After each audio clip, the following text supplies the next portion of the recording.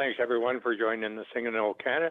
If you remain standing for a moment of silent reflection, this is Suicide Awareness Week, and possibly we could say prayers for those that have left us.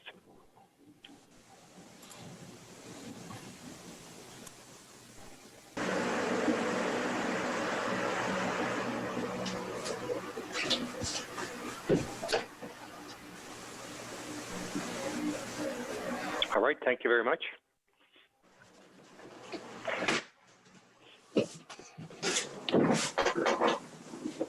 And we'll get into awards and recognition.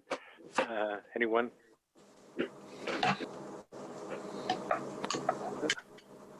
Councillor Harrison McIntyre. Thank you, Your Worship. This is between Councillor Jebb and I. We both wanted to acknowledge Fred Dobbs from the NBCA wrote an article that was in the Municipal Review last month, and it was about the Beaton Creek improvements that were done. It was an excellent article, and it talked about all of the restorations that have been made through with the South Simcoe Streams Committee, and to improve the area of Coventry Park over to the Beaton Creek, and how that's helping to improve the waterways, make them colder, which is going to encourage trout spawning.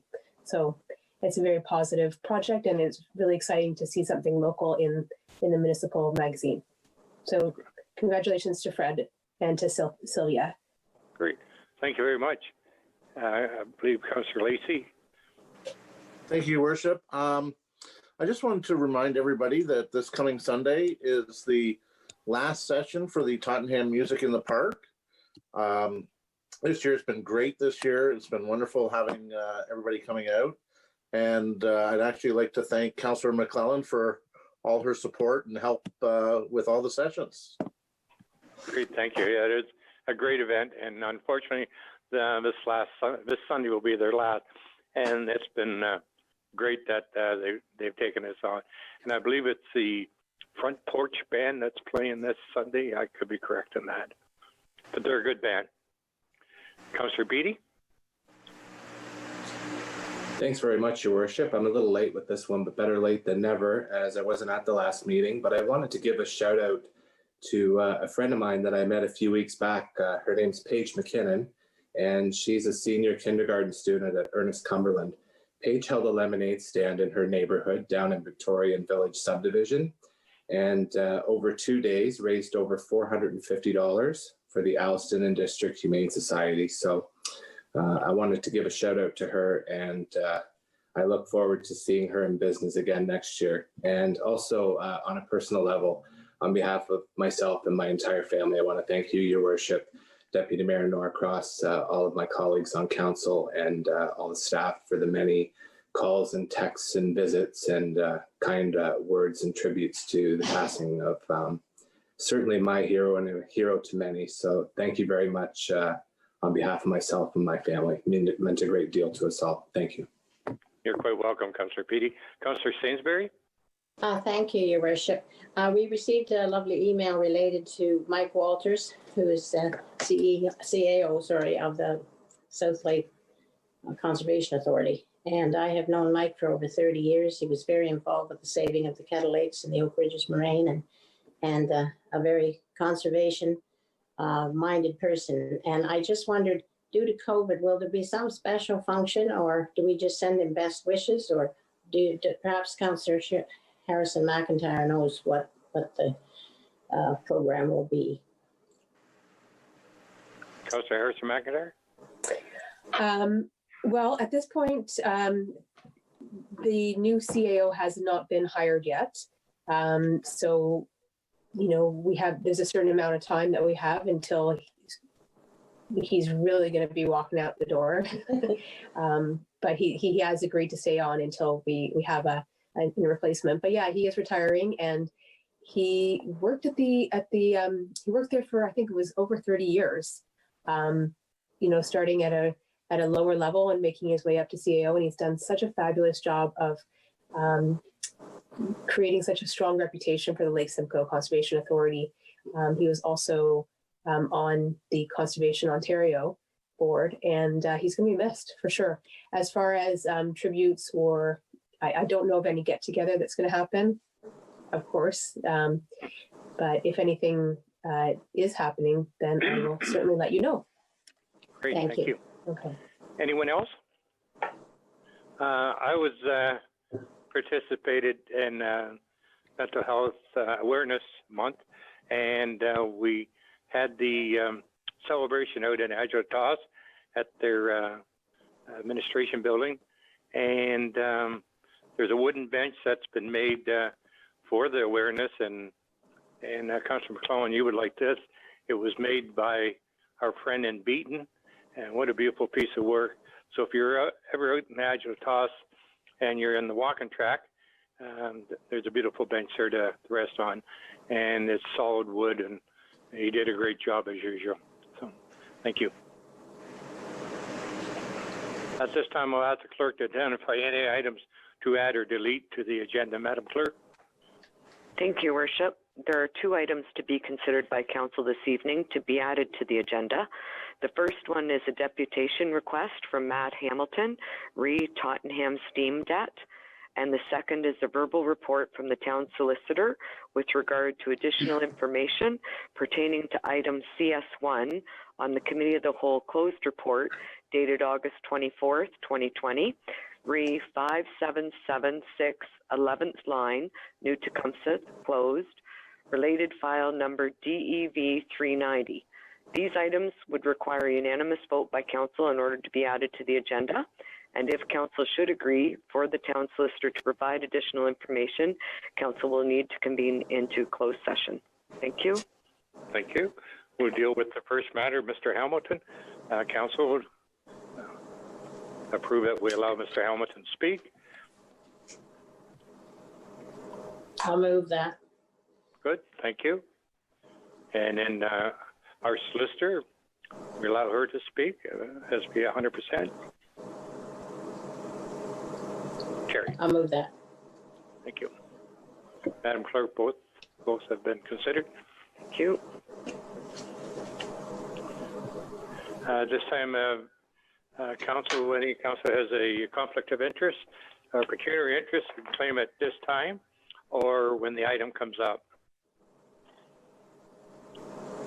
Councillor Norcross, or sorry, Deputy Mayor Norcross. No, that's okay, Your Worship. Thank you very much. Committee of the Whole, August 24th, in regards to the closed matter NTRC, please. And if it pleases the clerk, I'm not sure if this is the appropriate time, but we have a special council meeting, Committee of the Whole coming up. I'd like to declare on the closed meeting item CS1 too. I could also do it at a later date if that's preferred. Thank you. Thank you. Councillor Harrison McIntyre, I believe you had 2 conflicts. Yep, CW52, the Community Improvement Plan, as this is an application for facade improvement that I submitted on behalf of my employer, and CW57, as this is a property per designation that my husband and I own. Good. Thank you. Look for a motion then. Be resolved that the minutes of a special council meeting dated August 24th, 2020 be adopted as circulated, and further that the minutes of the council meeting dated August 24th, 2020 be adopted as circulated, and further that the minutes of a special council meeting dated August 24th, 2020 be adopted as circulated. A mover and seconder, please. Councillor Foster and Councillor Lacey, all in favor? Carried. Cam, I'm getting an echo.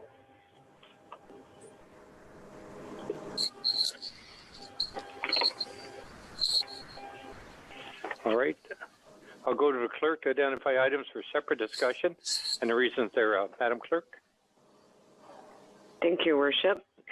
DS1, public hearing, tax write-off, section 357358 Municipal Act, as this is a statutory public meeting. D-1, as the deputation has been added for Matt Hamilton, re Tottenham Steam Debt. And CW52, Community Improvement Plan, Facade and Signage Improvement Grant, Building Permit Application Grant, and Upgrade to Building Code Grant Applications, 16 Victoria Street East, Alliston, Literacy Council of South Simcoe, care of Shira Harrison McIntyre, file number D18 CIP 0120, also bylaw 2020-094, as Councillor Harrison McIntyre has declared a pecuniary interest. CW57, designation under Part 4 of the Ontario Heritage Act of Colgan House, 2157 Adjula Tecumseth Town Line, as well as bylaw 2020-098, as Councillor Harrison McIntyre has declared a pecuniary interest. CS1, 5776, 11th line, New Tecumseh closed, related file number DEV 390, as there is additional information from the town solicitor. Item CS4, verbal report of Councillor Noy, closed, unsolicited request to purchase portion of NTRC lands, as Deputy Mayor Norcross has declared a pecuniary interest. Thank you. Thank you, Madam Clerk. I will go to the council to identify items for separate discussion. Councillor McClellan. CW14, please.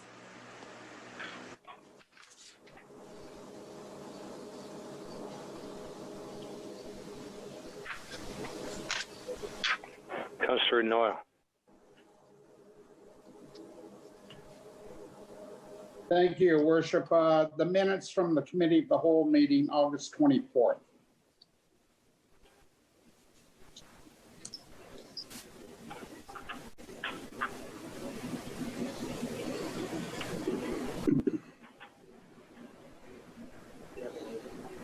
Do you have an item number, Wayne? Or sorry, Councillor Noyle.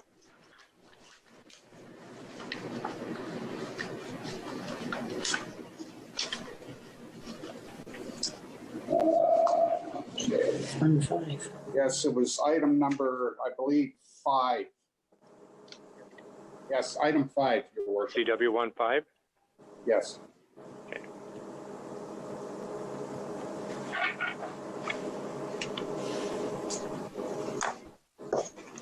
Thank you. And someone else, Council?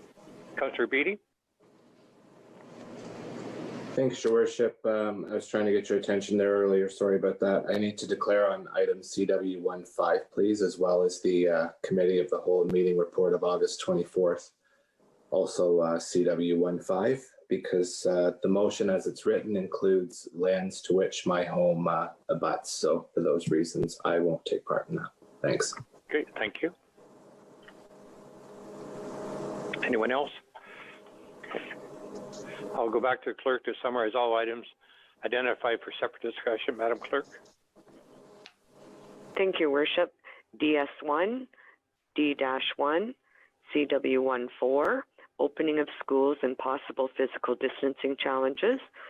CW15, request for a subcommittee of council and senior staff to explore opportunities for town-owned property at 25 Albert Street West and surrounding properties.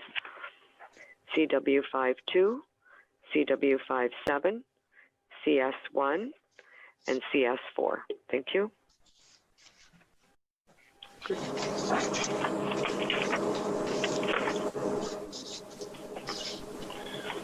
Mover and seconder. Excuse me, Sorry. Excuse me, Your Worship. It was item number 1, the Committee of the Whole minutes. It wasn't CW15. Okay. It was item number 1. Because If I could have that changed, please. yeah, that's to deal with the Scimitar Committee. No, it's just a minute. There's a misprint in the minutes, and I'd like to bring them forward, if I could. Okay, Madam Clerk. All right. Thank you. Mover and seconder be resolved that items of CW1 to CW5 on the Committee of the Whole meeting report dated August 24, 2020, with the exceptions of those items identified for separate discussion, be approved and the recommendation therein be adopted.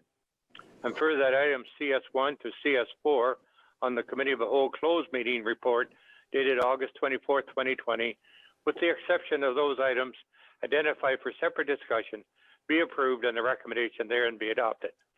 And further, that items PM1 on the Committee of the Whole Planning Public Meeting Report dated August 26, 2020, be approved and the recommendation there and be adopted. Moved by Councillor Jebb, second by Councillor Sainsbury. All in favor? Motion is carried. Thank you.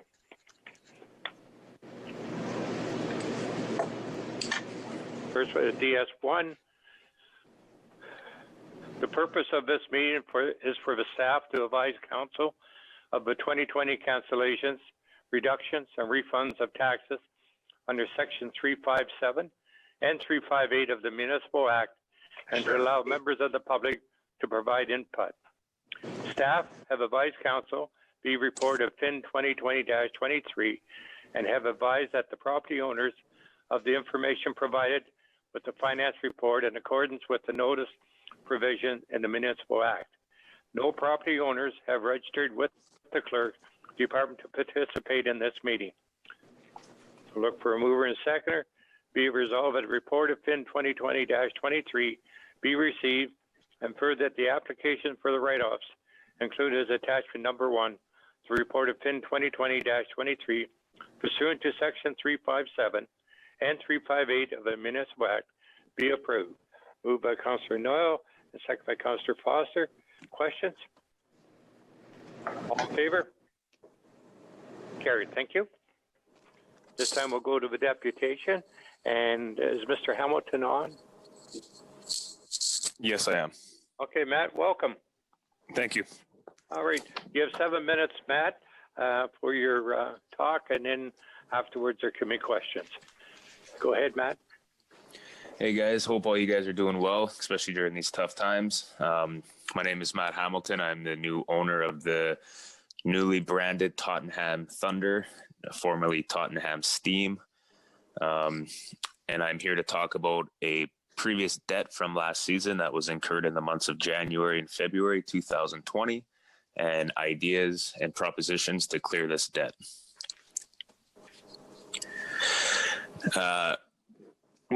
What I came up with is perhaps, I know that the rink boards are vacant and Tottenham Arena, and I'm not sure if there's plans to cover those or anything like that. But I think that there's some agreements that we can come up to where I can bring in some advertising for the arena, and we can come up with ideas on how to profit off of that, not so much in the short term, but in the long term. More of a long-term play than anything, and I think it would be very beneficial to the community itself. The second option I had was maybe an extended payment plan, so we can move forward and get all of this behind us. And then my third idea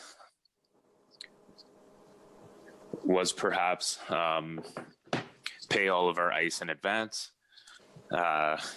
and maybe also have an agreement instead of going 1 year at a time, perhaps having us go a 2 or 3 year agreement at the time, having ice paid up front, barring any, for example, shutdowns from COVID in the foreseeable future. And I would like to know any ideas or input on this, so it works for both parties as we can move forward and start getting the community back involved first and foremost, and having our team back the community as well. Good, thank you. Director Burton, are you on? Yes, I'm here. Okay, thank you. Questions? Councillor Lacey? Thank you, Your Worship.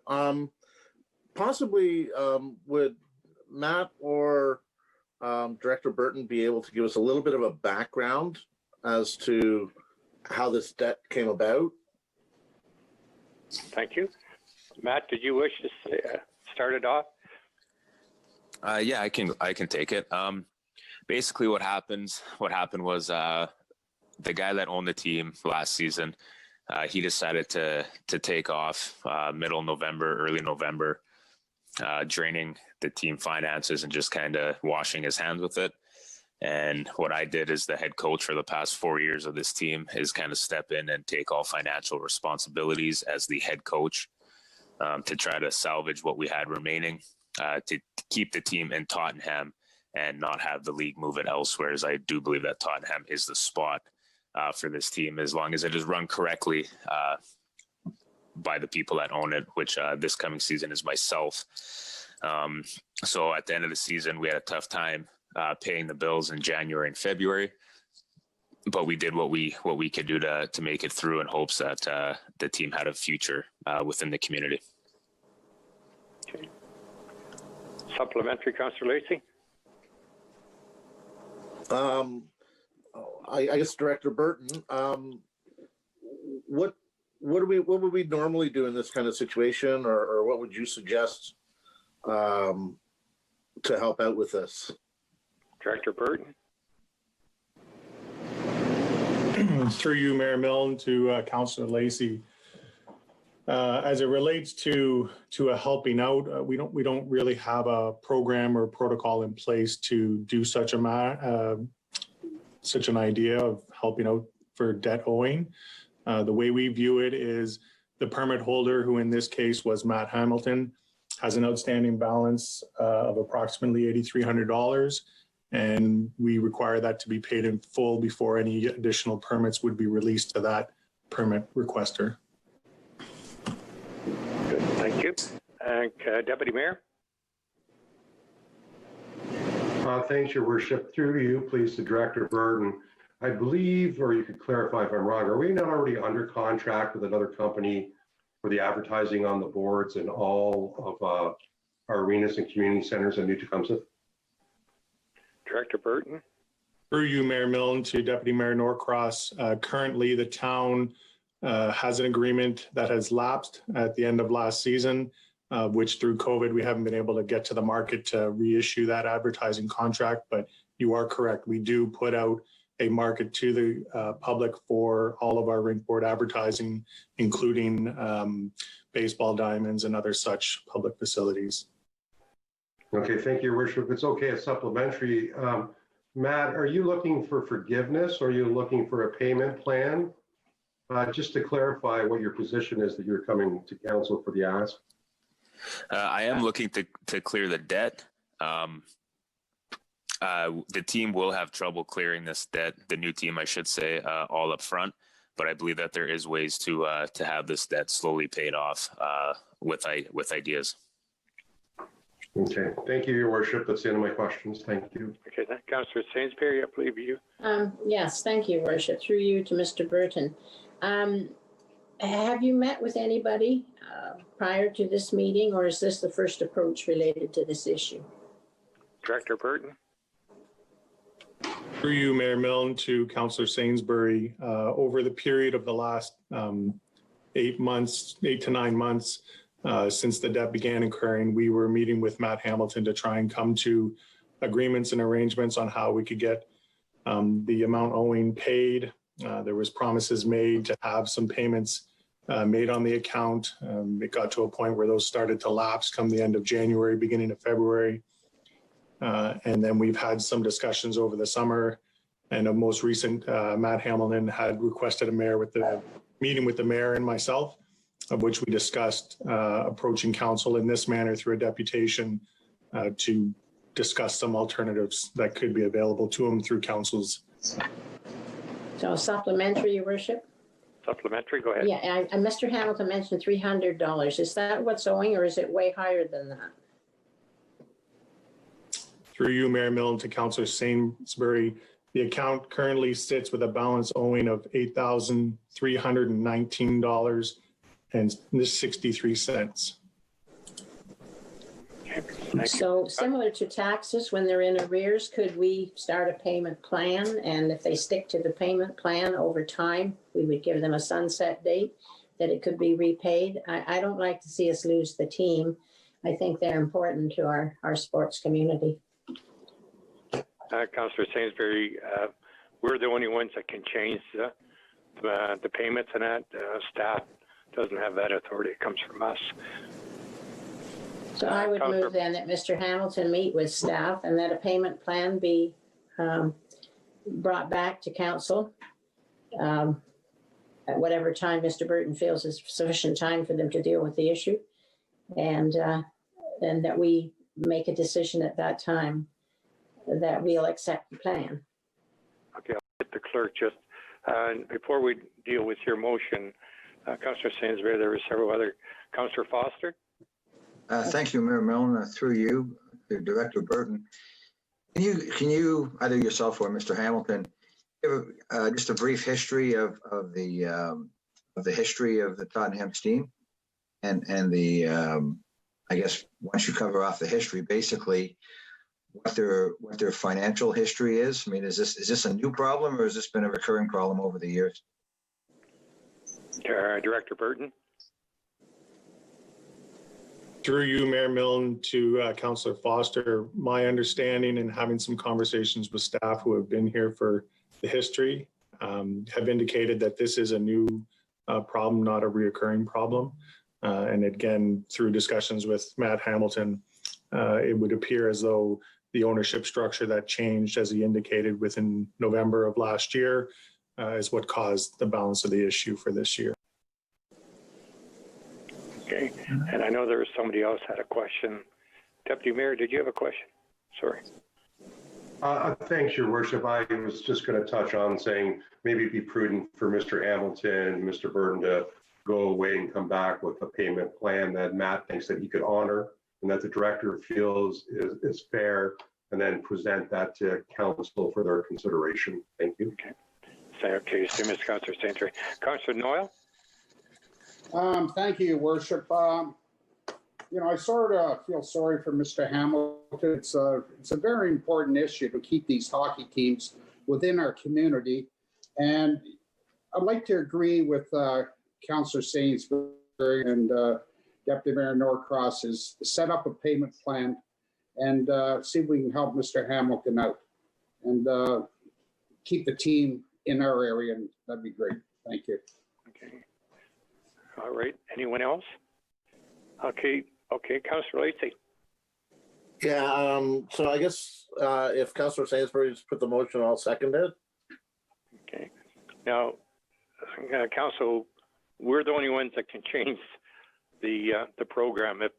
If Council wishes to waiver the fees, we can do that, or if Council wishes to set up a payment plan of so much a month until it's paid off, or we have to give direction to staff.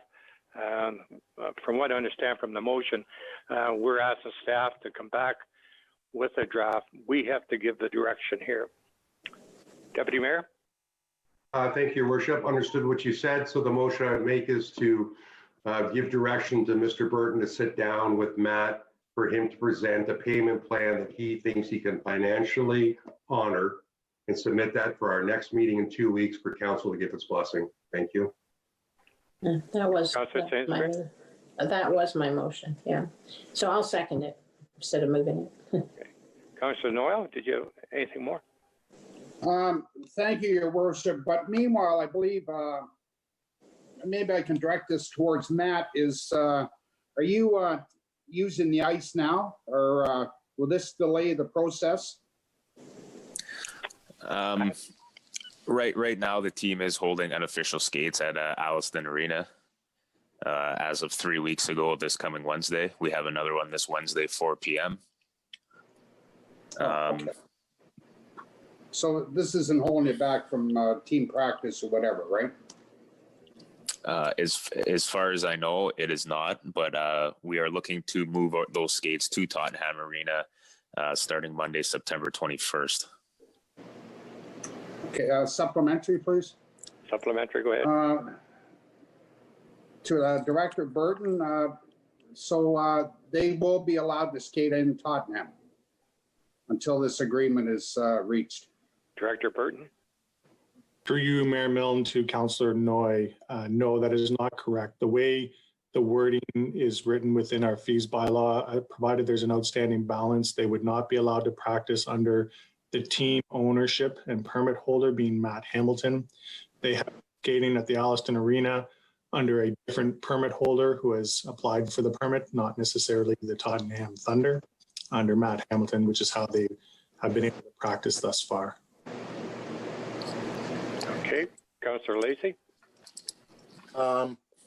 Could we amend the motion to allow them to initiate skating or practices down in Tottenham until this situation is resolved, until we either accept or deny the proposal. I'm looking at the clerk.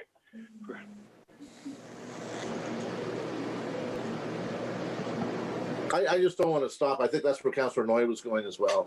I think that's where we all want to go, is Yeah. not to stop them, just to come up with it. And the clerk's busy writing right now. In the meantime, I'll ask Councillor Foster his question. Thank you, Mayor Milne. I would just, I agree conceptually with what the Councillor Noy and Councillor Lacey are saying. The only caveat I would suggest is that we certainly go back to allow Mr. Hamilton for a couple of weeks in the interim while he presents, or Director Burton presents a financial plan. In the meantime, as long as we're not financing the ice time, if the ice time is paid in full, I think that's a fair deal for everybody. Okay, thank you. Just holding it over until such time as we can come to an arrangement that council will accept. Okay, thank you.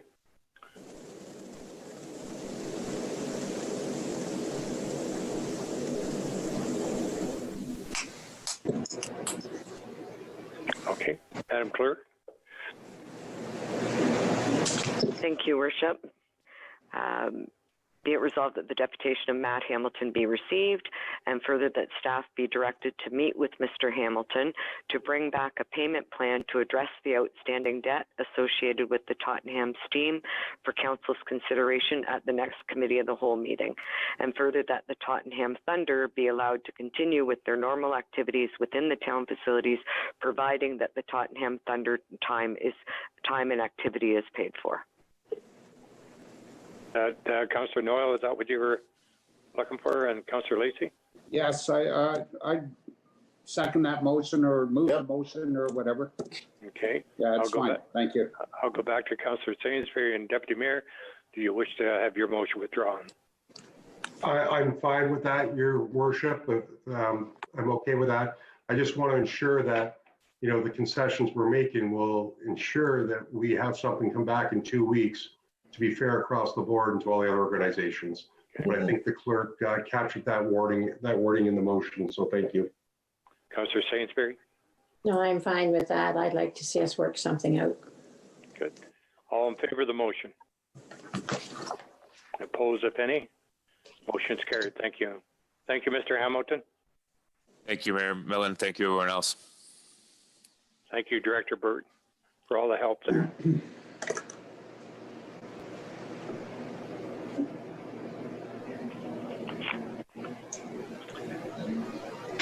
Our next one is CW14 and Councillor McClellan. Thank you, Worship. With the indulgence of the Deputy Mayor and the rest of Council, I wanted to add some specific language to that motion. I know I mentioned picnic tables being added to the parks because the kids are allowed to go to walk within a kilometer of their schools for some outdoor learning, which after the first few days of my children's school, they are definitely trying to take advantage of that. So if we could add into the motion distributing additional picnic tables to town parks within a kilometer of our schools, that would be a really great thing for the kids to have some outdoor learning in our parks. I just have a question. Okay, and a seconder? Councillor Sainsbury? I'll second, but I just wanted to ask a question. That was all. When do we normally bring the picnic tables out of the town parks? Like middle October, end October? Because it'll be too cold. Director Burton? Through you, Mayor Milne, to Councillor Sainsbury, we typically do this after Thanksgiving weekend. Thank you. Okay, I know there was another question there. Okay, moved by Councillor McClellan, second by Councillor Sainsbury. Whereas the schools have not been open since March due to COVID-19, but will be opening in September as per the direction issued by the Minister of Education as part of the province reopening Ontario, a flexible response to COVID-19, Act 2020 and approved by the Office of the Chief Medical Officer of Health. And whereas the physical distance in the schools will need to be practiced in accordance with provincial public health restrictions and instructions, which may be a challenge for the schools if there's a limited space available. Now therefore be resolved that the staff be directed to contact the school boards to see that they require additional space to meet the physical distance requirements. And if so, the staff will work with the school boards to determine if any or how the town may be able to assist with any space, challenges, or requirements they may have due to the physical distance requirement. Madam Clerk, you want to finish it? Thank you, Worship. And further, that additional picnic tables be distributed to town parks within 1 kilometer of the schools to assist the school boards with physical distancing. Okay. Any questions on the motion? All in favor of the motion? Motion is carried. Thank you.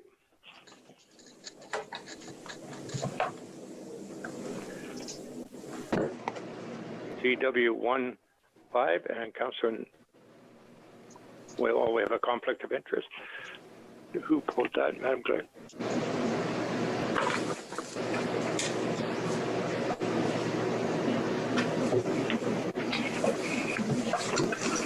CW15, and there's a conflict of interest by Councillor Beattie. Be resolved that the Mayor, Millen, Councillor Foster, and 2 members of the senior staff work to capture Councillor Foster's vision for opportunities for the town-owned property at 25 Albert Street West and surrounding properties, fronting on or abutting Tupper Street West and Kerr Boulevard. And further that the subcommittee bring a report back to the Committee of the Whole no later than October 19, 2020, as part of Council's 2021 business planning for Council's deliberation. A mover and seconder. Councillor Foster, Councillor Deputy Mayor. Any questions? Councillor Noyle. Thank you, Your Worship. I believe we passed what I was talking about. It was item number 1 on the Committee of the Whole meeting, and it was on page 5 that Councillor Foster was doing his presentation. He stated the word vision, and vision's a very broad subject, so he agreed to change it to idea. And that's in the minutes. It was it's page 4, item number 5. And that's, so I spoke to Councillor Foster and he agreed to it at the end of our last meeting that he would change it to idea instead of vision. So that's what I wanted to bring forward. Thank you. Thank you. The clerk's nodding her head up and down, so we're all right. Councillor Foster. Do you need a second? No, I was just going to comment that it was suggested at the last meeting by Councillor Sainsbury, and I believe my response was, I'm not stuck on the word, and she had proposed idea, so I just don't think it was captured properly, and I think that amendment's fine. Okay. So it was moved by Councillor Foster, second by Councillor Sainsbury. All in favor? Oh, did you have a question, Councillor? Yes, I was waiting for the amendment first, Your Worship. I just wondered if there's any costs involved, if that will also be part of the report for the 2021 budget. I don't know. If you could consider that when you're meeting. Might have to pay for a big dinner for me. No, I believe there's no cost at all. All right, all in favor?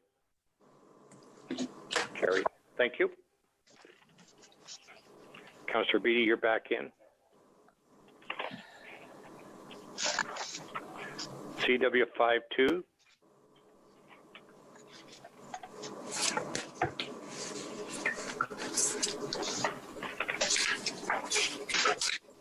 Conflict of interest is called by Harris and McIntyre.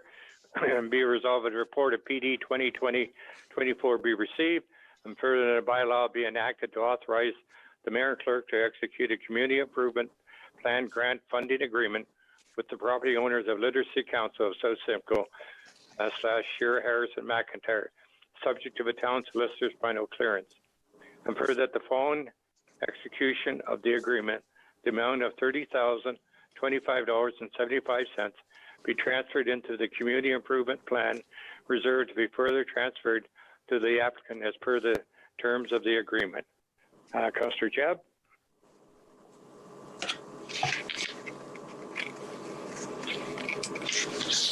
I'm moving it, your worship. Oh, okay. Yeah. And Councillor Foster, I'll second it. questions? Oh, I'll second it. Questions? All in favor? Carried. Thank you. CW 57.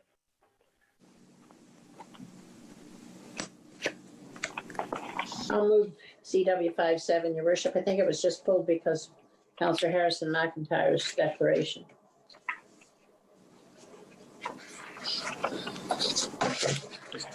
Be resolved that a report of PR 2020-12 be received and further that a bylaw be enacted and designating the front facade and the south exterior wall of 2157 adjacent to Tecumseth Town Line.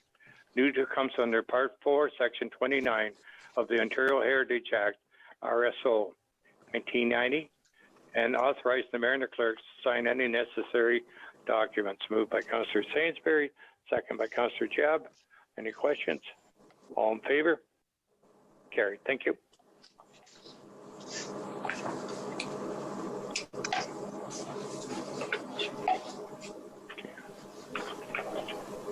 Next is CS1.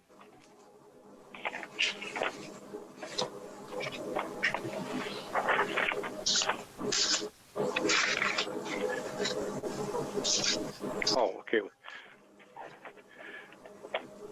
Mover and seconder that the council convenes into closed session at 7:42, your worship.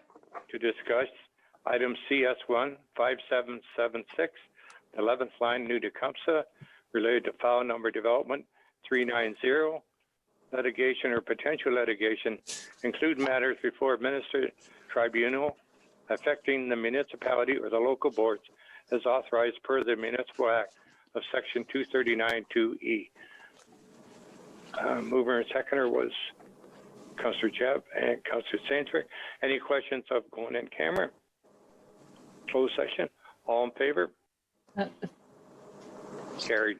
We'll take a few minutes for Pam to switch over.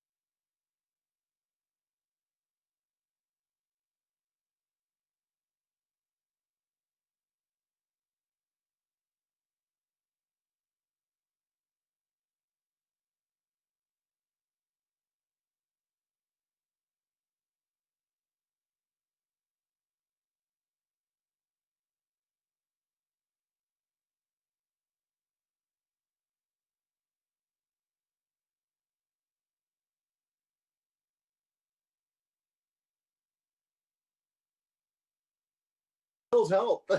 It does, doesn't it? Yeah. Rick, I Yeah. had a resident call me today. They're trying to get a ride down to a doctor's appointment. They called Chats. Yeah. And the first person said, yeah, we'll pick you up as soon as you get your appointment. She gets the appointment, she calls back and they said, oh no, we only go to the 8th line.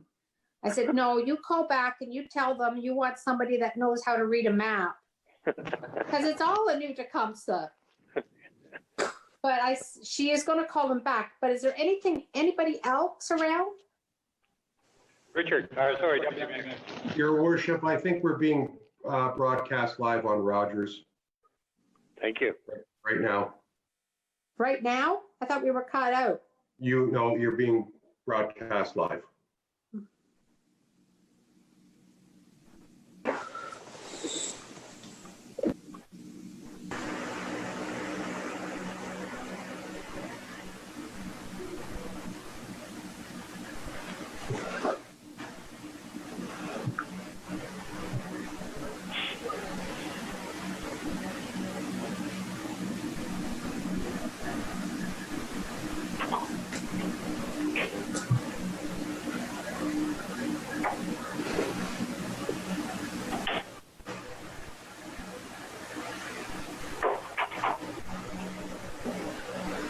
This reminds me back in the farming days, if too many birds got on the telephone line, you lost the birds.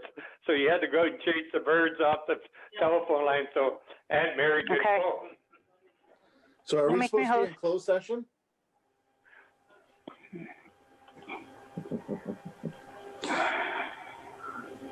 You're still broadcasting live.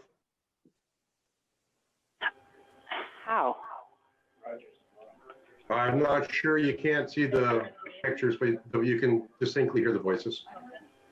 Because how can we be, are they actually seeing that we're live? Yeah, it doesn't.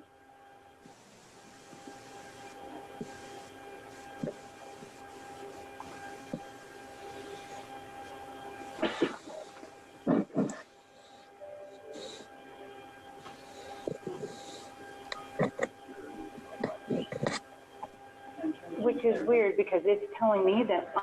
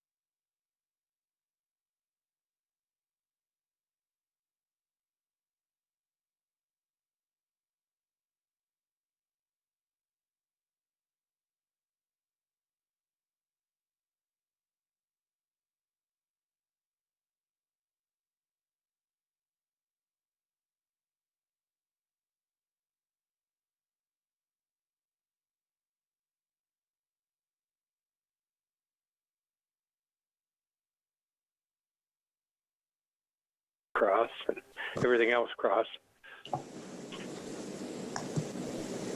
Dan's even got his eyes crossed.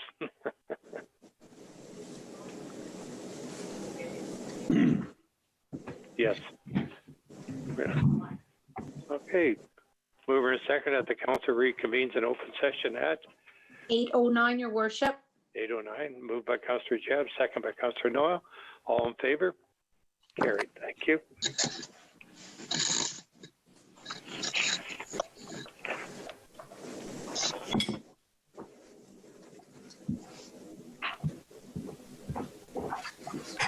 DS4.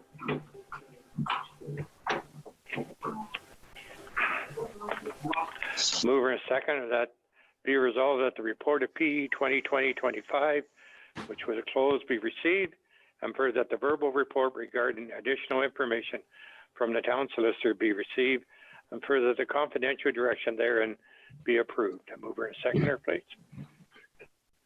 Councillor Sainsbury, Councillor McClellan, all in favor? Carried. Thank you. CS4.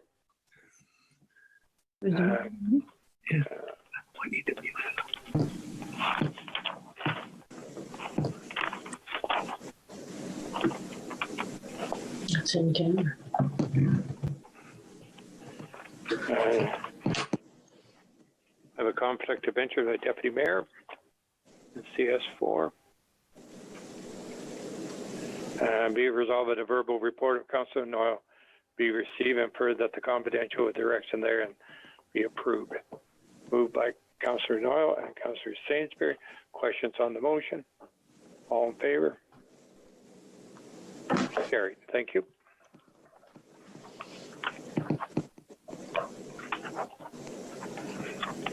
Deputy Mayor's back in.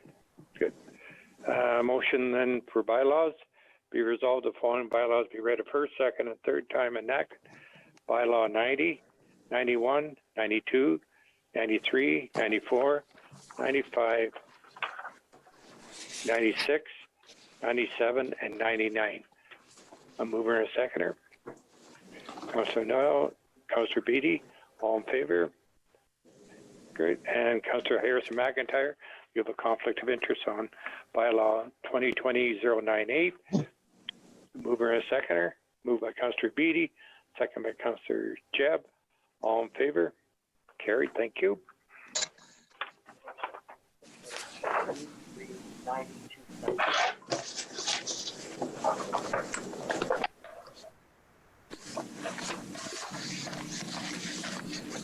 Oh, I'm sorry, Councillor Harrison McIntyre, you also have a conflict in 2020-092. And bylaw to authorize the signing and execution of an agreement with the Literacy Council of South Simcoe under the Community Improvement Plan. Moved by Councillor Jebb, second by Councillor Beatty. All in favor? Carried. Thank you. Thanks, Madam Clerk. Public notice. There's a planning public meeting scheduled for Wednesday, September 16, 2020 at 7 p.m. Due to the COVID-19 pandemic, this meeting will be conducted using the Zoom video conferencing. You're welcome to review the agenda on the town website. Confirming bylaw, be resolved in bylaw 2020-100 to confirm the proceedings of council at its meeting September 4th, 2020 be read a first, second, and third time enacted. Moved by Councillor Sainsbury, second by Councillor Beatty. All in favor? Carried. Thank you. Next one is Committee of the Whole. Do we need to adjourn this meeting, your worship? Yeah, the confirming. You think we should? Moved by Councillor Jebb. At what time? 8:13, your worship. All in favor? Meeting's adjourned.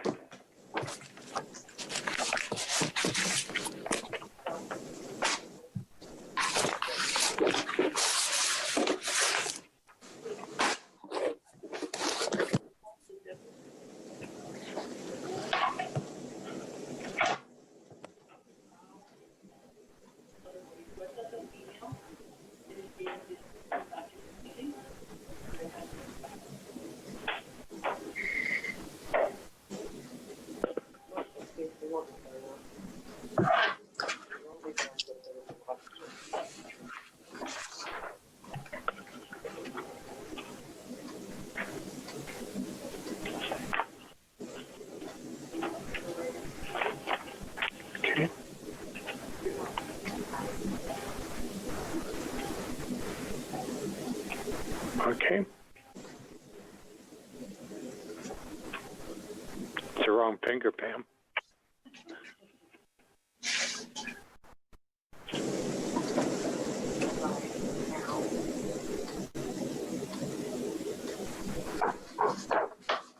Okay, Committee of the Whole. At this time, is there any awards or recognition that we'd like to bring forward? Councillor Jebb? Your Worship, I would just like to recognize Bonnie Fleming for volunteering to look after our community garden in the community of Alliston. We have 43 raised beds. They're all being used this year, and we have another waiting list for about 20 more people. And I want to thank Bonnie very much for keeping an eye on it and organizing everybody and taking in the names. And she's keeping a really good close eye on the whole community garden area. So I'd like to thank her very much for doing that. And also the rec staff for helping out. Yeah, and the staff and keeping the water to them, which we had a very hot summer every once in a while. So thanks to all the Parks and Rec guys and gals that was able to help Bonnie with that garden. Thank you. Good, thank you. Anyone else?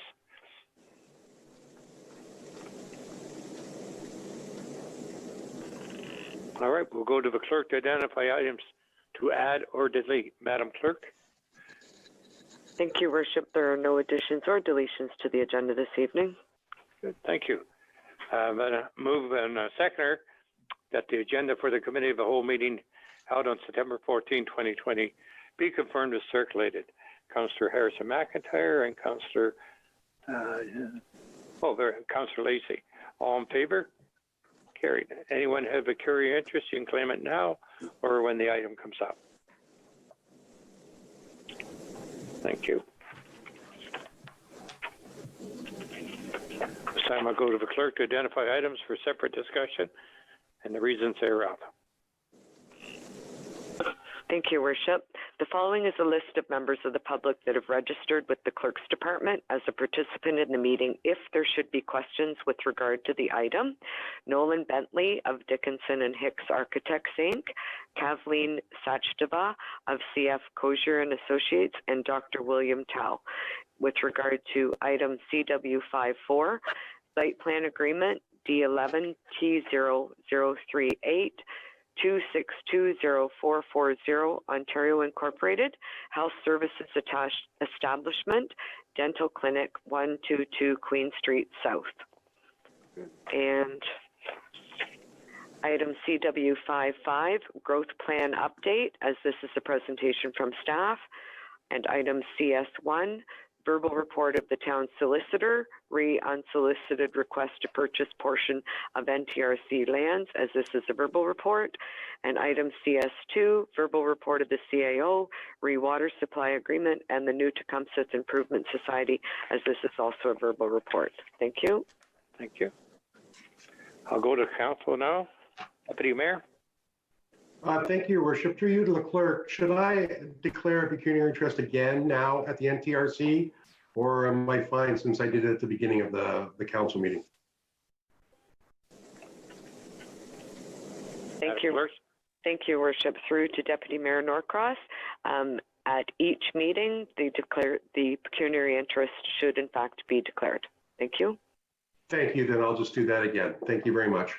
Good. Thank you. Councillor Foster. Thank you. I'd like to pull item CW13, CW53, CW55 is a presentation from staff, but I had some questions there as well. Thank you.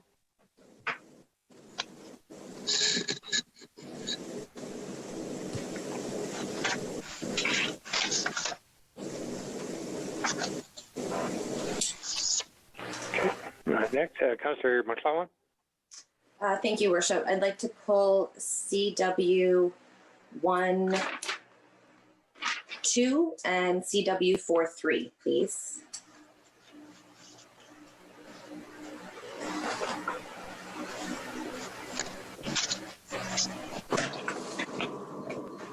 Thank you. Anyone else? Okay. At this time, I'll go to the clerk to summarize all items for to identify for separate discussion. Madam Clerk? Thank you, Worship. Item CW12, Investing in Canada Infrastructure Program Funding, Reed New Administration Center. CW13, Request for the County of Simcoe to investigate anaerobic digestion systems to help reduce CO2. Item CW43, Request for Exemption from Noise Control Bylaw 2011-101, Jeremy Pinyard, for and on behalf of Gilead Ford Productions, Inc., 7th Line, Town of New Tecumseth. Item CW53, All-Way Stop Control Intersection of Church Street South and Wellington Street, CW55, CS1 and CS2. Thank you. Thank you.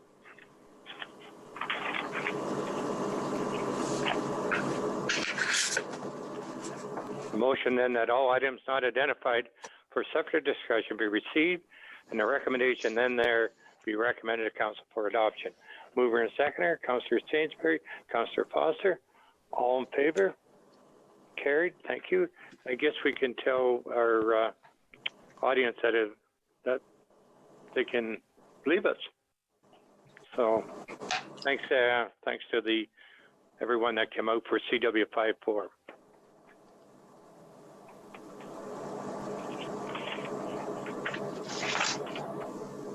First item is CW12 and Councillor McClellan.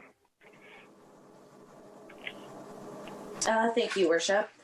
So I looked at, I believe I was looking at the AMO website that discussed this new grant and the new funding that they applied to the grant to. It mentions things like disaster mitigation projects, including natural infrastructure. I'm wondering that if it would be possible if the drainage plan for Beaton, including Henry Drain improvements, would be an option for this grant as well. It also mentions upgrade, repair, retrofit of municipal buildings. We did speak about 10 Wellington getting I think it was about $5.5 million facelift in upgrades. Also, we have the JOC, which was actually identified in the 2009 staffing space needs study as the municipal building that should expand to accommodate staff. The grant expanded project eligibility under green, public transit, and rural and northern streams. Seems like a perfect opportunity to include Tottenham in the bus route. During COVID, people working from home and children homeschooling, many people in our area ran into problems with their rural internet, whether that be availability or cost. It seems this grant speaks directly to things like that. I think something else we should take into consideration is, do we have to make any significant changes to our libraries and our rec centers due to COVID requirements? Those seem like they would be available to apply for this grant. We put a lot of capital projects on hold this year because of COVID and staffing issues, and obviously. Do we have any current capital projects coming up that would benefit from this grant? I don't believe the grant speaks to a brand new administration center. I think there's a lot of projects in the town of New Tecumseth that could be explored through this grant, but I don't believe personally the administration center is one of them. Thank you. Good, thank you. Councillor Foster. Thank you, Mayor Mellon. I should apologize. I actually asked to pull 1-3, and I should have asked to pull 1-2. So my apologies. Okay. My comment about this particular motion by Councillor Harrison McIntyre, I would just point out a couple things, and then I have a question at the end of it. On July 6th, July 20th, and August 24th, during verbal reports by the CAO, it was referred to, and I quote, there were some comments, there will be changes in what our buildings look like and what our facilities look like, was one comment. and a number of other comments referencing that as we come out of the post-COVID era, that there will be some changes. If you look at the application, first point is in the application, it refers to as provided, whereas the federal government has provided limited information, it refers to the maximum size of projects capped at $10 million. It refers to repair, upgrade, and retrofit. You would be expecting approval to be based upon the loosest possible definition of those three terms. There's a comment in there about must abide by the following timeframes. Construction must start no later than September 30th, 2021, and projects must be completed by the end of 2021.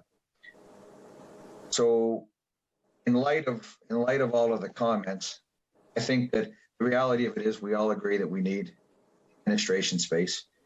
Well, a number of us agree that we need administration space. I think it's the way to get there is in question. So my question, I guess, directly to, are we best to put all of our eggs in one basket and gamble on one project receiving the maximum funding when at best we are stretching to even meet the basic criteria? So the direct question to Councillor Harrison McIntyre is, are you open to an amendment to your motion to include funding for municipal buildings at large, so that we don't put all of our eggs into one basket and that we capture any funding? Because I'm not with the idea that it is limited information. We're still looking for the essence of the motion, but it just covers a broader range of buildings as compared to just a gamble on one particular project. Thank you. Go to Deputy Mayor. Thank you, Your Worship. Not to reiterate a lot of what Councillor Foster said, but I certainly agree with him. We do have a lot of town administration buildings and libraries, as Councillor McCollum pointed out, that we know is going to have to be retrofit for the new way we're going to do business going forward. So I would certainly like to see that a broad range of our buildings are included in that grant, because as Councillor Foster said, depending on the criteria and what's going forward, I'd hate for us to lose out on funding, knowing that we do have to retrofit these other buildings going forward. Thank you. Sorry, Council, I was just talking to the clerk there. Councillor Sainsbury, and then Councillor. Thank you, Your Worship. I think our highest priority, because of COVID-19 and because of this working in silos and working on Zooms that go up or down or don't, that we need to get our staff under one roof, taking into account we'll probably have more pandemics in the future. That place is actually shovel ready. The only thing we didn't do was go to tender. And until we do that, we're not going to know the cost of any building we're going to retrofit. And I really think that is an important issue, or a step that we have missed. We had a $15 million project. If we get a fairly sizable amount from this particular grant, we've sold quite a few properties that are town assets and banked the money towards lowering the debenture on this project. And I think that would put us way closer to having a town office that we can be proud of, having a place for the public to come, sit, have a chair, and so on. I've said it before, I won't repeat it all. I really think we should put our eggs in the one basket for this particular grant. There will be lots more grants. We've already got a big request in for the for the Beaton Arena. And that's a sizable amount of money. And we all agreed to that, providing we get the grant. And so I think that we should do our next big step so that we have a plan for the future, because now we have to grow to 2051. So we're going to have a lot more thought, because Alliston's the growth center. And I feel that we've got to stop kicking the can down the road. If this is an opportunity to do this building, and the one complaint that some members of council who haven't supported it had was the cost. So let's find out the cost. Let's apply for the grant. We may not get it anyway. So it's neither here nor there if we don't. So why don't we just put our eggs in the one basket, try and get this building up and going, and still in step and tandem, look at what Councillor Foster is going to recommend in his report, because we won't have the answer back about the grant by the 19th of October anyhow. Thank you. Councillor Beatty. Thanks, Your Worship. I really don't think it's helpful for anybody to continue to speculate on what may or may not happen with this grant. And I don't think it's helpful or wise of us to be adding projects and adding things to this motion. This motion simply, as it's written, is to apply for funding. It's not to make a political decision or to decide on where an administration center is going to be. It's to apply for funding. And I think we should go back to the simplicity of the motion itself. And if there are members of council that wish to apply for other projects, they can do that through simply passing a motion themselves. Thanks. Good, thank you. Councillor Foster and then Councillor McClellan. Thank you, Mayor Milne. Through you, I'm not sure, maybe to Ms. Bedford. During my time on council, I know we've applied for some other things. And generally in those applications, we've applied for multiple projects. Is there any precedent that over your time in the town of New Tecumseth, or with your experience with grant applications, you would suggest that we put all our eggs in one basket? I think simply what I'm saying is if I would assume, and I don't want to assume anything, but based on the fact that it says limited information currently, is there any guaranteed suggestion that we should go for the moon in terms of 80% of a project capped at $10 million? It doesn't meet the criteria, and that we wouldn't expand simply other things in the exact same, along the same vein with regards to things that we're going to have to change in order to continue to conduct business. So I don't want to dilute this. I don't want to confuse it. I simply want to look at the spectrum of potential options for repairs or maintenance or upgrade to buildings that we currently own that we're going to have to be involved in. So I like those questions answered with regards to precedents and what we've done in the past and why this is any different now. Most times when we apply for grants, they're across a multitude of projects. Okay. Director Bedford. Through your worship to Councillor Foster, I wish I could say I had a crystal ball and I could answer that question, but in the most recent applications we've had for grant funding, I wouldn't begin to guess why they selected the projects they selected. I'm sure the province might have an agenda, but I am absolutely not aware and have not seen a pattern to be able to foresee that. Good, thank you. And Supplementary. If I could, and to seize on your comment, since you don't have a crystal ball, and I appreciate your honesty, and that we have no idea of any pattern, are we not better to cover the spectrum in order to increase our chances? Lori Bedford. Through your worship again to Councillor Foster, I think I would leave that decision to the worthy council, and they could probably address that better than I could. You are politically astute. Councillor McClellan. Thank you, Your Worship. I think one of the things that COVID has taught us is that many companies no longer want all their eggs in one basket and or all their employees under one roof. I mean, I know someone working as administration at Sick Kids and Aviva Insurance in Markham with huge, huge administration buildings, and they're not going back to work in the office. They're working from home. So I think using this grant to repair and retrofit the municipal buildings that we have and possibly allowing some people to work from home actually speaks more to what we've gone through with COVID, is that we don't want a really full building with everybody there when we're dealing now with this new world of pandemics. And I think that what we did with the last grant, where we applied for Beaton Community Center and we applied for a few other smaller projects, I think that's also what we have to do here, is because we don't know what the province is going to hand down, and we don't know what projects they're going to favor. So we need to put our best foot forward and include everything. I mean, this grant, if you read about it, it speaks to internet broadband. It speaks to intertown transit. It speaks to disaster mitigation like flooding. It speaks to a lot of things, and a lot of those issues we can attribute to right here in New Tecumseth. It can't be all or nothing. It wasn't last time. Why would it be this time? Thank you. Councillor Harrison McIntyre, did you wish to say something? Thank you. Just briefly, Your Worship, because rural broadband is something that is quite close to my heart. I will just speak to that. There was a meeting that I was invited to attend on August the 19th with Councillor Jebb, and we spoke with the Minister of Infrastructure, Laurie Scott, and of course, we spoke about rural internet.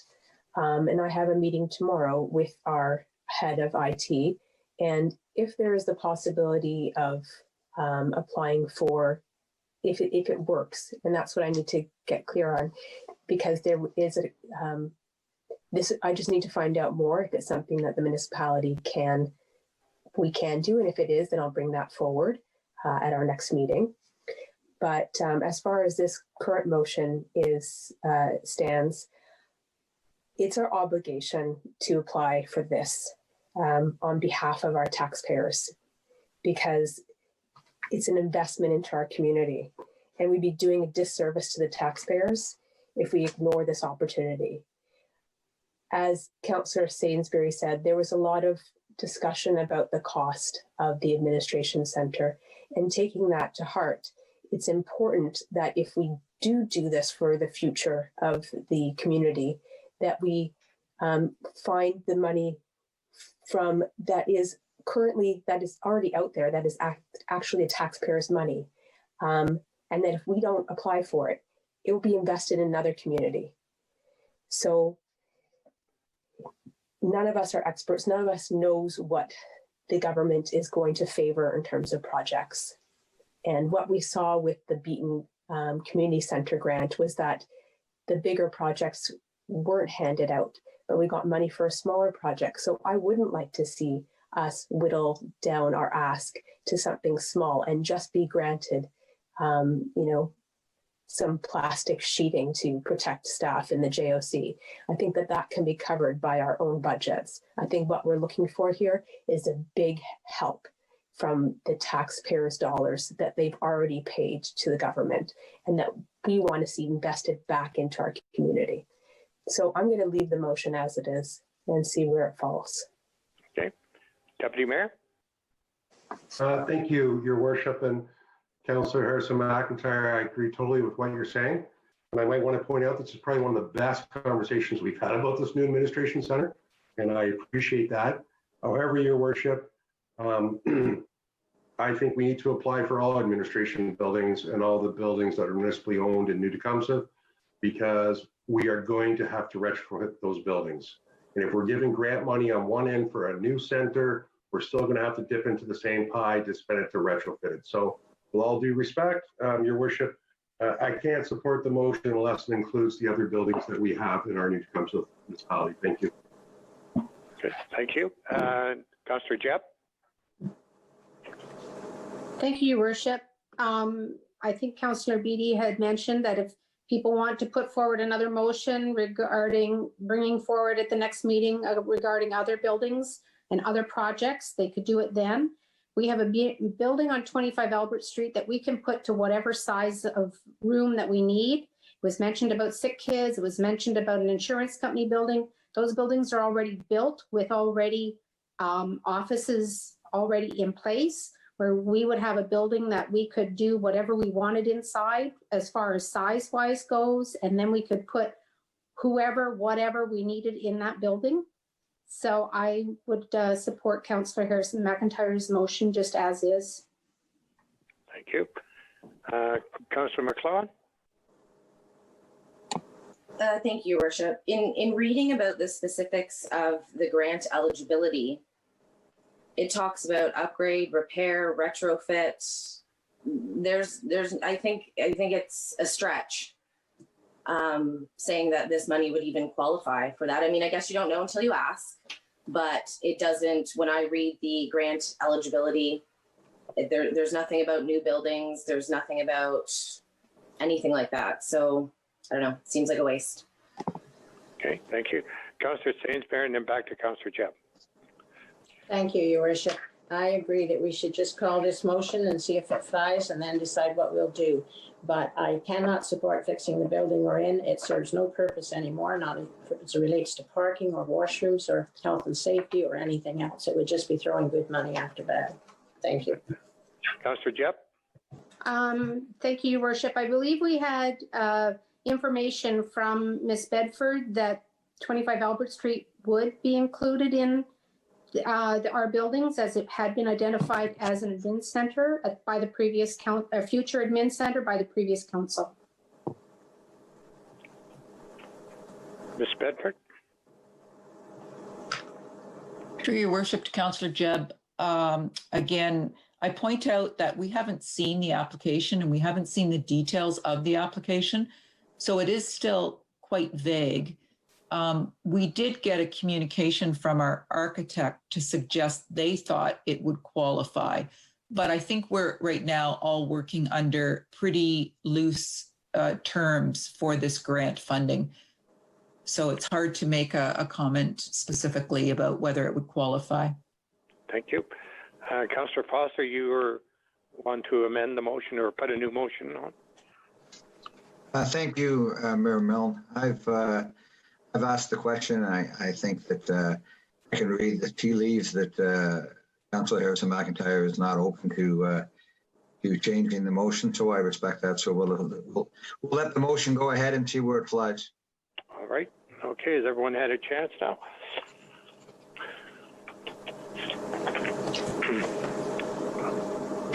Look for a mover and a seconder. Whereas the federal government has provided limited information with regard to adapting the Investing in Canada infrastructure program to add some flexibility, expand the project eligibility, and accelerate approvals with the program to be delivered through bilateral agreements with the province and the territories. And whereas the maximum size of projects is set at $10 million, total eligible costs with the maximum contribution up to 80% for projects for municipalities, including retrofit, repair, and upgrade to municipal buildings.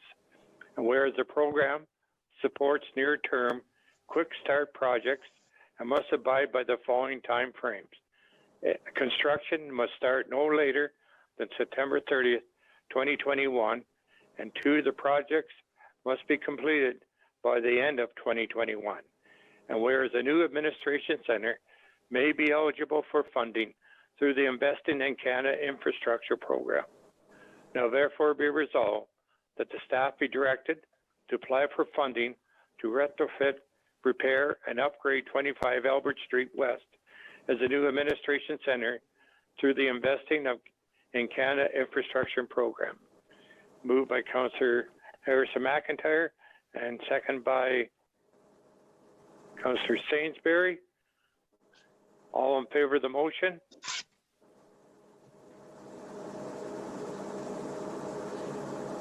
Opposed? Motion carries.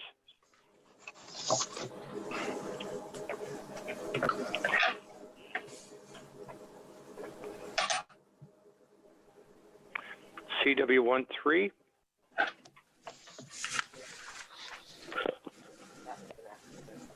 Oh, sorry. CW4, Councillor McClellan.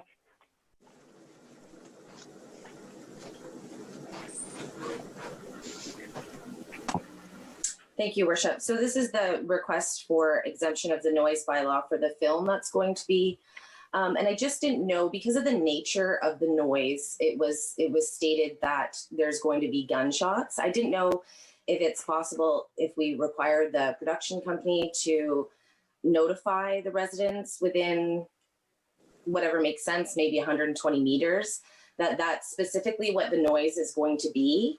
I think most noise, it's always weddings, it's always DJs and whatnot, but this noise is actually going to be fake gunshots. And I think maybe it's prudent that we that we require the production company to actually deliver notices, which they have to anyways, about the road closures and stuff like that, and maybe give them the heads up that some of the noise that's going to be happening is going to be fake gunshots.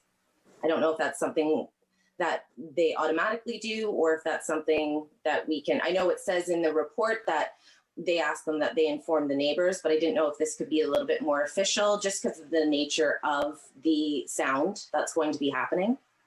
Good. And I can remember a few years ago, we approved a similar situation, and the farmer wasn't notified, and his cattle beasts were quite upset and got out onto the road. We had problems.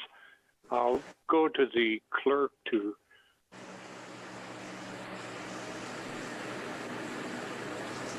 Thank you, Worship. As per the report, it indicates that the Nottawasaga OPP detachment have been notified, and the officers are scheduled to be on site when this filming is actually taking place. And it does, in fact, indicate that staff would recommend that the applicant notify the neighboring residents, but we can certainly indicate that they need to, in fact, notify the residents rather than just recommending that they do. Good point. Any other questions? A motion moved by Councillor McClellan, second by Councillor Beatty, that report of Min 2020-39 be received, and further that the exemption from the noise control bylaw 2011-101 for Jeremy Pittard for and on behalf of Guildford 4 Productions Inc., 7th line between Tottenham Road and Side Road 10 be approved. Any further discussion? All in favor? Opposed, if any? Thank you.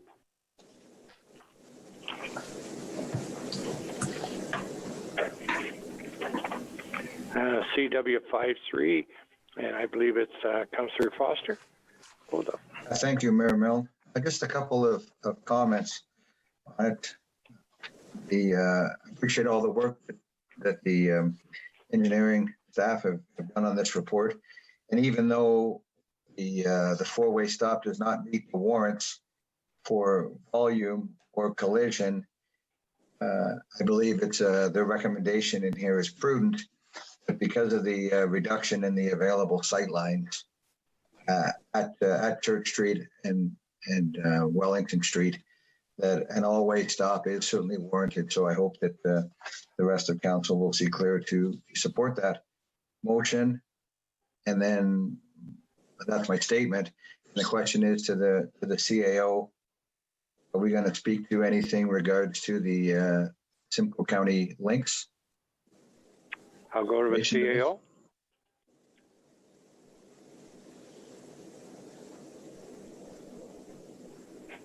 Thank you, Mayor Milne, through you to Councillor Foster and members of committee. Yes, actually, as the report, I believe, references, there is a connection to the new Simcoe County Links transit system that does flow through that intersection. So that has been a consideration when our engineering department has been looking at it and working with the County of Simcoe. And as recently as this afternoon, there was further discussion between our engineering staff and the County of Simcoe staff to fine tune the transit stop in the area. And I'll let Director Vatry speak more to that, if that's all right with you, Mayor Milne. Okay.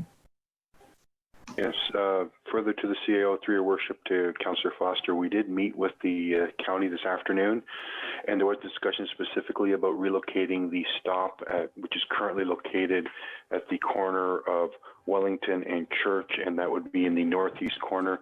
In discussions with the county, there was the potential of moving it actually onto Wellington Street itself, between Center and Church. And again, with that move of the stop, the county did reinforce the request that that the always stop be put in there, because then what would happen is that the Lynx bus, when it came to that intersection, would then need to make a left turn onto Church Street to head down south towards Industrial Parkway. So those discussions are ongoing. The county will be providing some more information and details of how they're planning to bring that forward.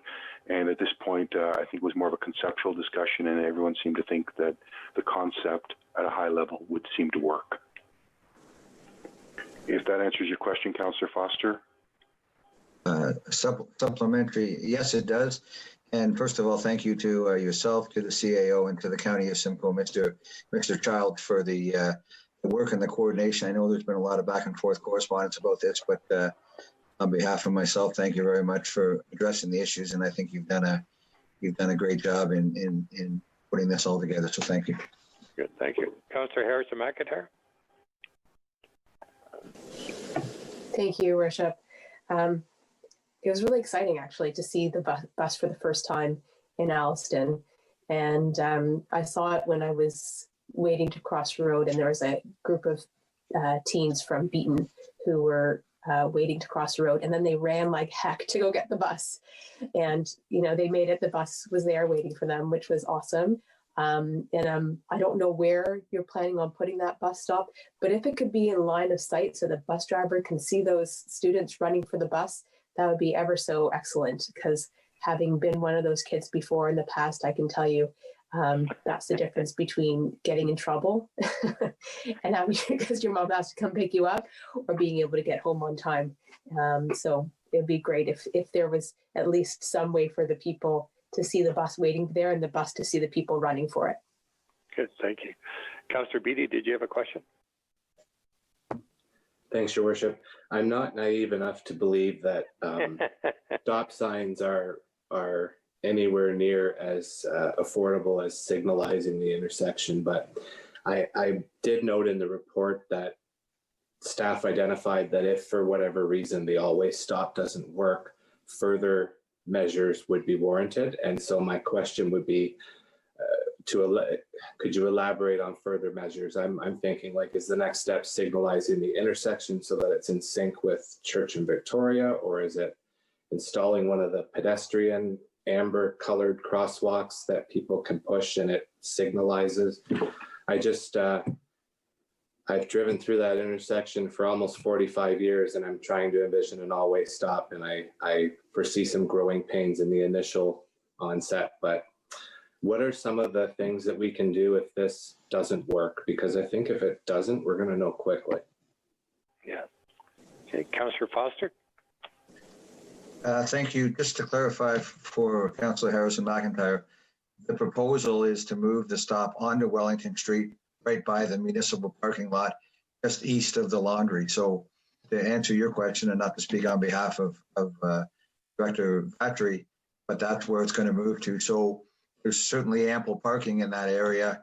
So for anybody who's being picked up or dropped off, it certainly works a lot more effectively than where it currently was located on Church Street.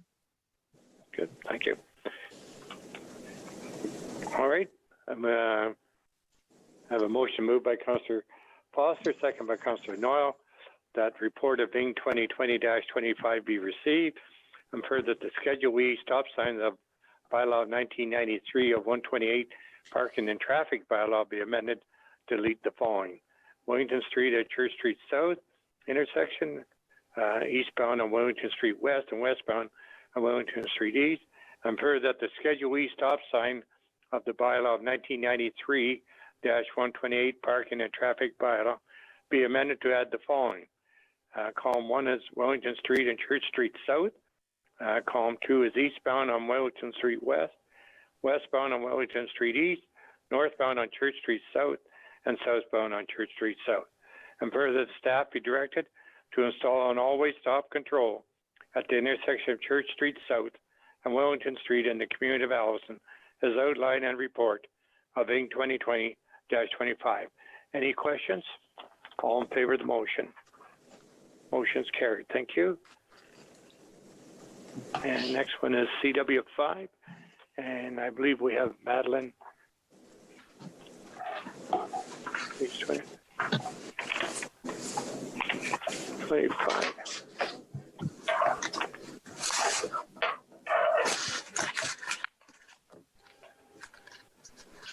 Hi, Madeline, are you with us?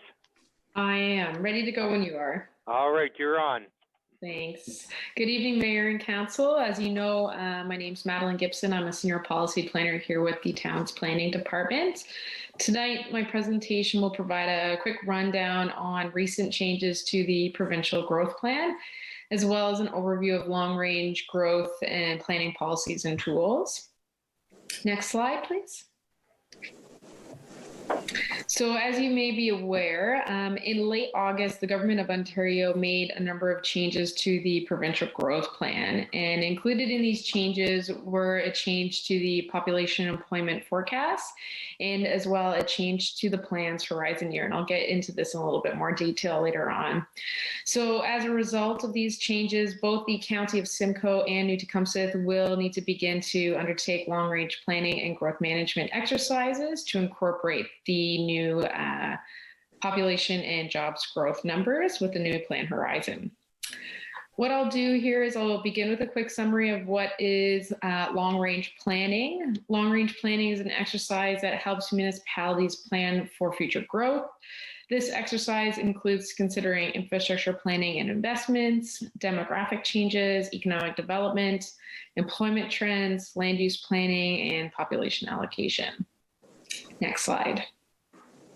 The Government of Ontario provides policy direction for long-range planning through two key policy documents, that being the Provincial Policy Statement and the Growth Plan. The Provincial Policy Statement, also known as the PPS, sets out the policy foundation for the regulation of development and use of land in Ontario. Provides a high-level policy direction for the management of land use across the province, ensuring that land use decisions and long-range planning policy can appropriately accommodate development to meet the full range of current and future needs of Ontario residents and the provincial economy. The second key policy is the growth plan. It's a provincial policy plan that's used in conjunction with the PPS, and it provides additional land use planning policies that address issues facing specifically the Greater Golden Horseshoe region. This includes, of course, Simcoe County and the town of New Tecumseth. The growth plan focuses on population allocation specifically in that region, intensification of urban areas, density targets for greenfield development, and employment forecasts, among others. It's implemented through the County of Simcoe official plan, and then subsequently it's implemented through our official plan policies. Most importantly, though, with the growth plan that I think is most pertinent to this discussion is that this plan provides population and job growth forecasts. So through the recent changes to the plan by the government has provided new growth forecasts for Simcoe County.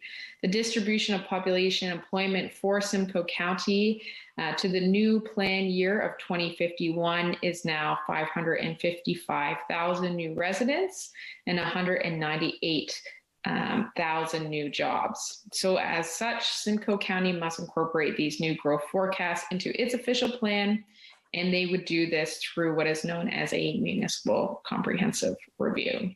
Next slide, please. Actually, Barb, we'll skip this slide as well. Thanks. So we'll talk about municipal comprehensive reviews, or we like to call them MCRs for short. A municipal comprehensive review, which I'm sure you're all aware, but I'll provide you with a quick rundown, is used to plan and manage growth within a region or a county. It's essentially a review of the county's official plan, and it allocates the new forecasted growth to different areas within the county, and that growth being what is provided through the growth plan by the province. So to determine where this new growth will go, the county will review the urban boundaries of existing communities to ensure sufficient land is available and set minimum intensification targets and density targets.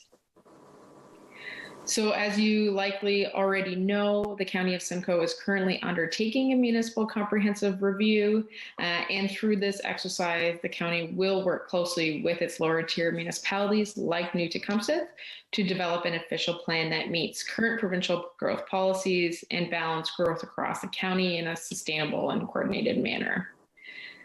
Next slide, please. Oh, sorry, Barb, we'll go right back to that one. So how does this impact New Tecumseth? As a result of the new population and employment growth forecast that the province has included in this amendment to the growth plan, The town will, and in part in conjunction with the County of Simcoe through their municipal comprehensive review, need to review where and how the town will accommodate new growth within the municipality. And in doing so, it will need to consider things like possible expansion of our existing settlement area boundaries, intensification targets for our delineated built up areas, which are those urban areas within the existing community boundaries, density targets for designated greenfield areas, new hard and soft infrastructure services that would be required to accommodate that projected new growth, and land use designations. We'd have to contemplate, residential, commercial, and employment land use designations. Next slide, please. So that's sort of a rundown on long-range planning and the most significant changes to the growth plan and sort of what the municipality will need to think about. But I did want to talk about, there are two other additional sort of tools or resources that can impact how a community grows. And I thought I would just give a brief summary on what those are. So that being settlement area boundary expansions and minister zoning orders. So I know that you are all well aware of a settlement area boundary expansion. My manager, Tim, have brought a report previously that detailed these applications. They're recently permitted in previous changes to the provincial policy statement and the growth plan.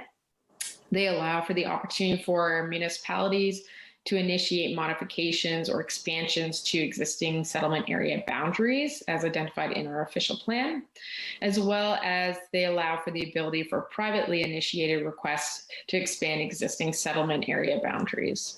There's a series of criteria that must be considered prior to any approval of such expansions. This criteria is detailed in my report, and I'd be happy to answer any questions you might have after this presentation is done on what we like to call SOBs, the settlement area boundary expansions.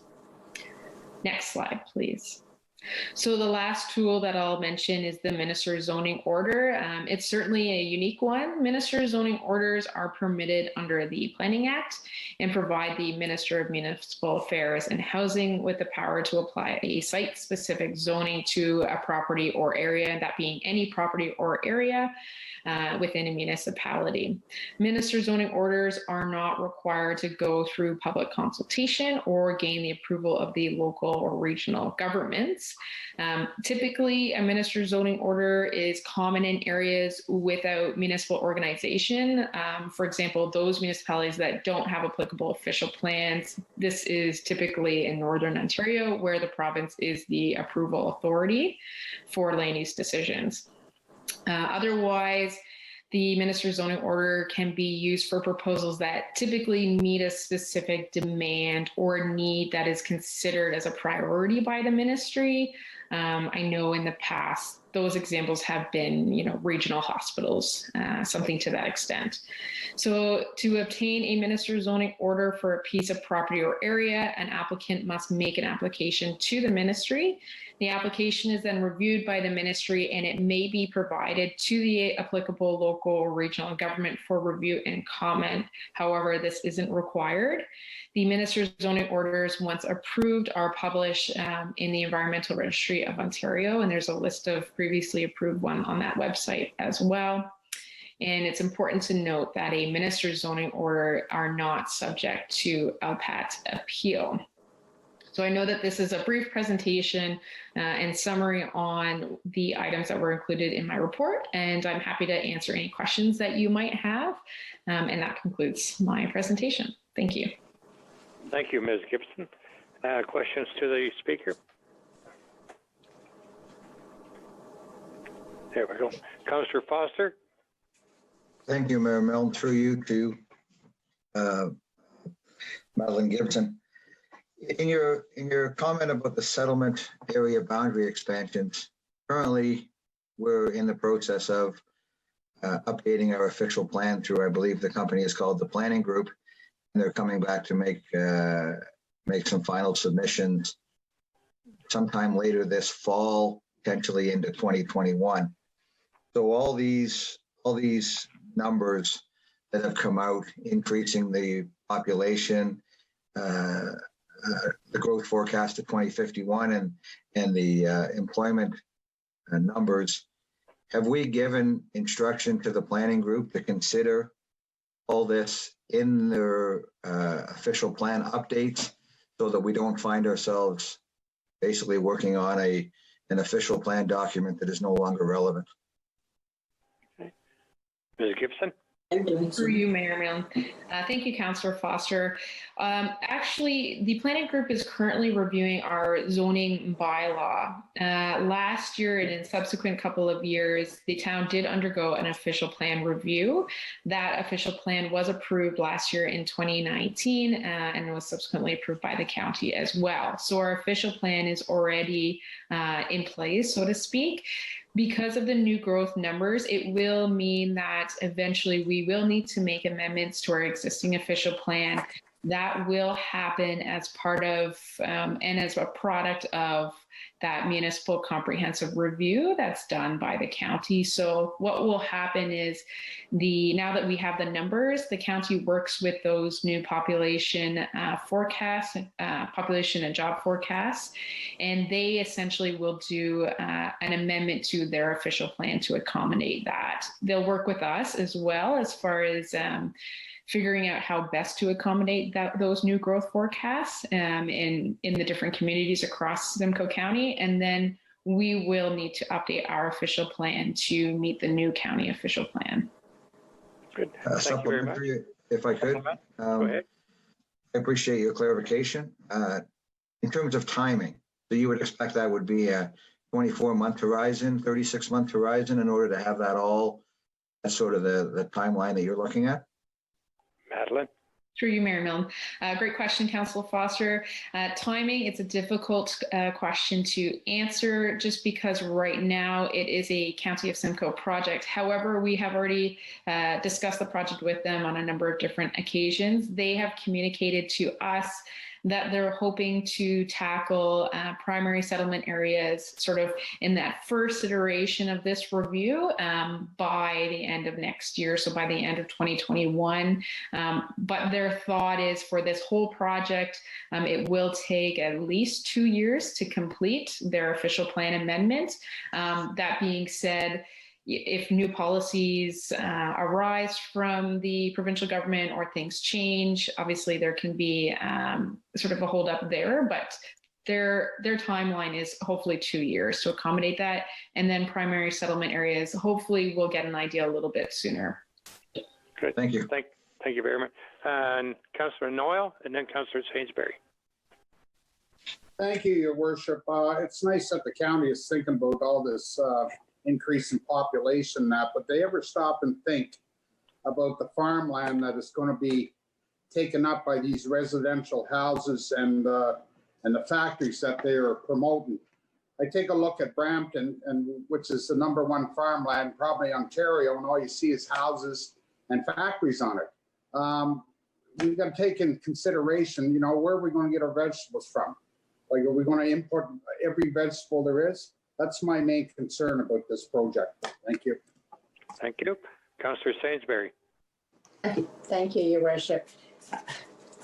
One of my questions when I first raised my card, of course, was about the deadlines for the comprehensive review at the county. It would appear it's going to happen in election year. That's always a fun project. When you leave it to the end, it all gets put over to the next council who all comes in with all new ideas that makes it really difficult to get it passed. But as far as expanding the urban settlement boundaries, in the growth plan, Alliston is the growth area, and we should be going east to west and southerly sequentially. We shouldn't be hopping all over, making boxes a little bigger and boxes a little bigger and hoping one day the twain shall meet. So I think that staff should give a lot of consideration to that, and particularly, and this is no offense to anybody from Beaton, but because of the water conditions and the nature of the soil and between the hills and the water master plan it is and the drainage plans and all the things we've got underway down there, all the applications we have, the Beaton Manor, all the things that we already happening is going to keep a lot of jackhammers going in the short term in Beaton anyhow.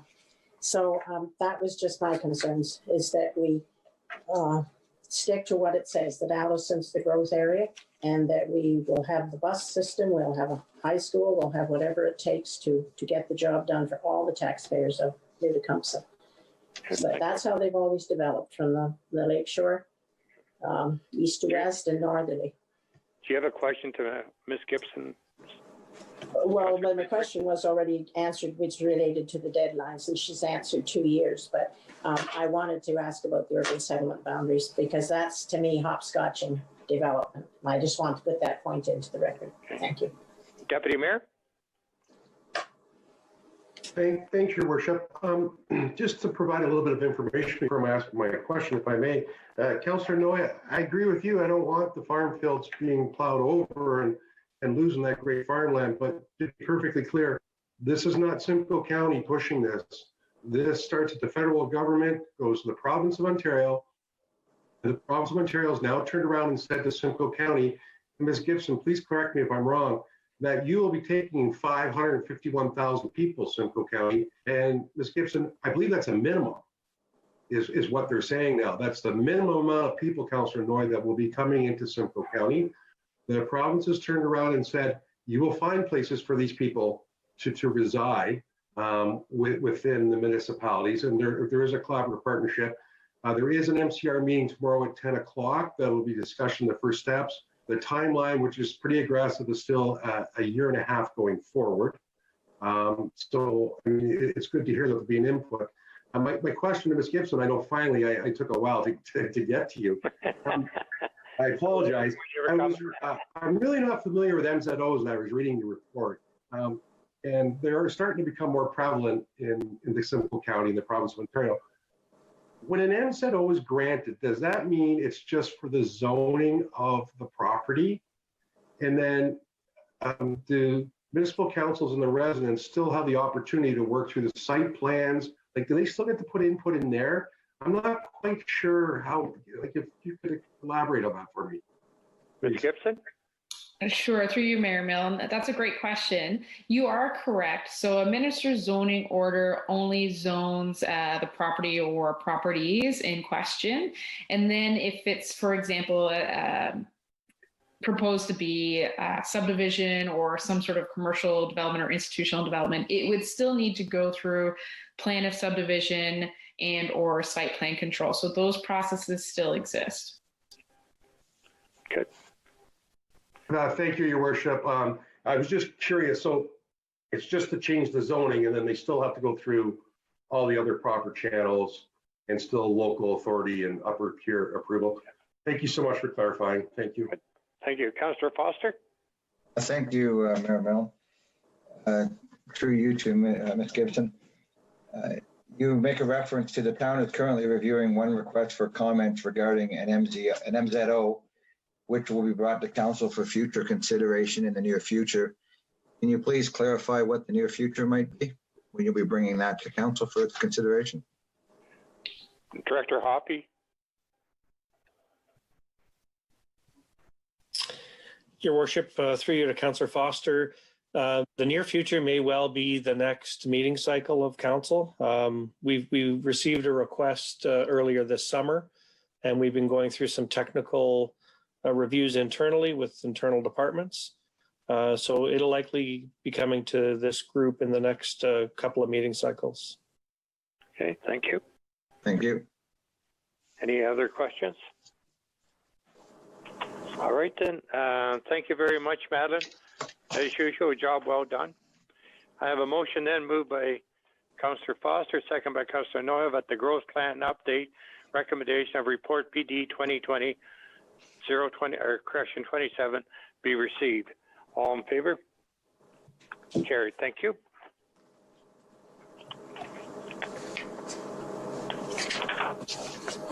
And a motion to go in camera. The Committee of the Whole will convene into a closed session At 9:13, Your Worship. PM to discuss a verbal report from the town solicitor on unsolicited request to purchase a portion of NTRC lands, and also a verbal report of the CAO regard water supply agreement and the new Tecumseth Improvement Society. All in favor? Okay, what we're going to take 5 minutes so Pam can get us over